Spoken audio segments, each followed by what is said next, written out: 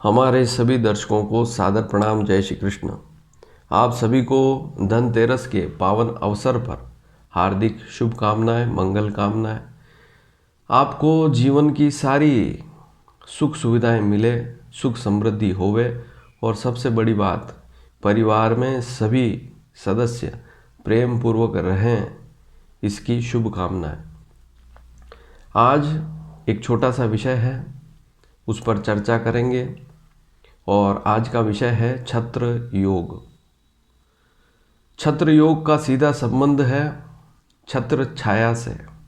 ईश्वर की आपके ऊपर छत्र छाया है या नहीं, इस योग को हम कुंडली के माध्यम से कैसे देखें। प्राचीन विद्वानों ने इस योग को भी ज्योतिष शास्त्र में लिखा है।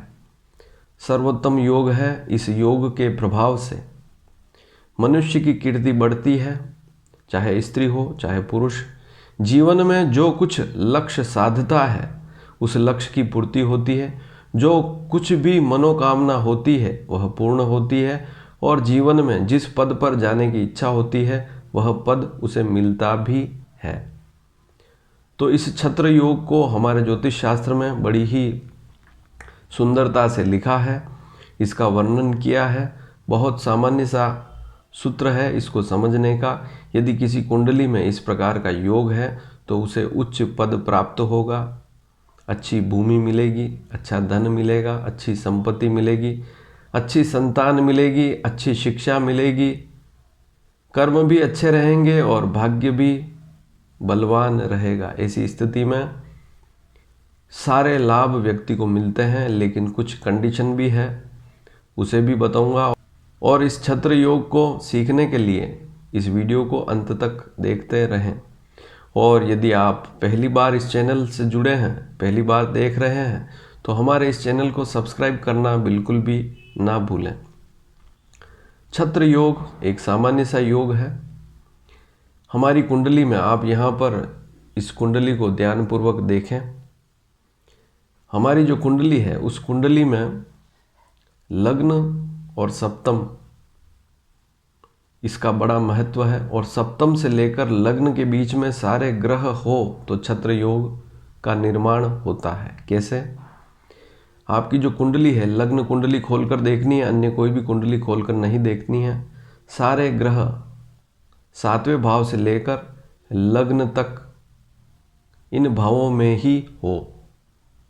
कहने का तात्पर्य दूसरे भाव में, तीसरे भाव में, चौथे भाव में, 5वें भाव में और 6ठे भाव में कोई भी ग्रह नहीं होना चाहिए। यदि आपकी कुंडली में दूसरे भाव में, तीसरे भाव में, चौथे भाव में, 5वें भाव में, 6ठे भाव में यदि कोई ग्रह बैठा हुआ है तो छत्र योग नहीं बनेगा। छत्र योग में सारे ग्रह 7वें भाव, 8वें, 9वें, 10वें, 11वें, 12वें और लग्न इन भावों में ही स्थित होंगे। लेकिन बहुत सी बार इस योग को देखकर लोग खुद प्रसन्न भी होते हैं कि यह योग तो मेरी कुंडली में बन रहा है, लेकिन बहुत सी ऐसी स्थितियां हैं वहाँ पर इसके नुकसान भी होते हैं। क्योंकि इसकी स्थिति हमको देखनी है विशेषकर नवम भाव, दशम भाव और एकादश भाव या लग्न, इन 4 भावों में यह ग्रह ज़्यादा मात्रा में हो तो ज़्यादा अच्छी स्थिति रहती है। इसलिए इस योग को अच्छी तरह से समझें। छत्र योग में आपको कह दिया जाता है कि सप्तम भाव से लेकर लग्न के बीच में सारे ग्रह होने चाहिए।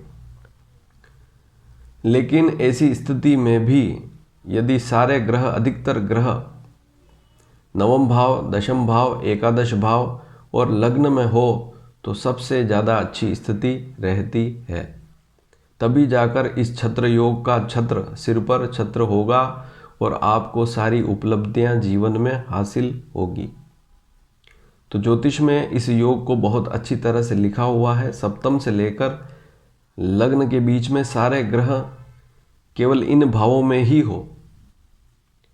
1-2 ग्रह कोई सप्तम में है, कोई एक ग्रह सप्तम में है, कोई एक ग्रह अष्टम में है तो उससे कोई दिक्कत वाली बात नहीं। एक ग्रह कोई 12वें भाव में है तो कोई दिक्कत वाली बात नहीं। लेकिन यदि 4-5 प्लेनेट 12वें भाव में बैठे हैं या 4-5 प्लेनेट अष्टम भाव में बैठे हैं तो इस योग पर थोड़ा सा विचार करना पड़ेगा। लेकिन नवम भाव, दशम भाव, एकादश भाव और लग्न में सारे ग्रह हैं, ऐसी स्थिति में यह योग बहुत ही अच्छा रहेगा। और जिस किसी व्यक्ति, चाहे पुरुष हो स्त्री हो, उसकी कुंडली में ऐसा योग है तो उसे सारी सुख सुविधाएं मिलेगी। जीवन में जो भी इच्छा करता है वह सारे सुख मिलेंगे। अब एक महत्वपूर्ण बात और सुन लें कि यह योग इस वर्ष भी बनेगा, अर्थात 2020 से 2021 के बीच में भी जिनकी वृषभ लग्न की कुंडली होगी या जो बच्चे अब जन्म लेंगे 13 दिसंबर से लेकर 13 अप्रैल के बीच में, ऐसी स्थिति में विशेषकर 27 जनवरी के बाद तो यह स्थिति और ज़्यादा अच्छी हो जाएगी। तो 27 जनवरी से लेकर 13 अप्रैल के बीच में,